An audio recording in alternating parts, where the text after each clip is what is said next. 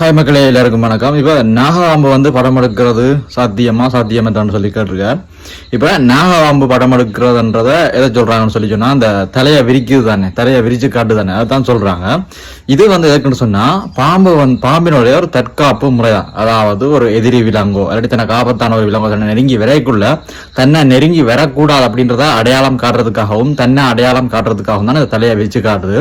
இதுக்கு பாம்பின் கழுத்து பகுதியில் இருக்கிற ஹூட் போன்ஸ் இது அதோட தலையை விரிக்கிறதுக்கு உதவி செய்யுது. இது பாம்பின் ஒரு தற்காப்பு செயல்முறை, நாகபாம்பின் ஒரு தற்காப்பு செயல்முறை தான் இந்த தலையை விரிச்சு காட்டுறது தான் படம் எடுக்கிற அப்படின்னு சொல்லுவாங்க.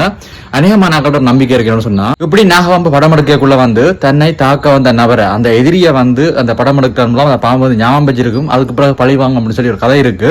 இது பொய்.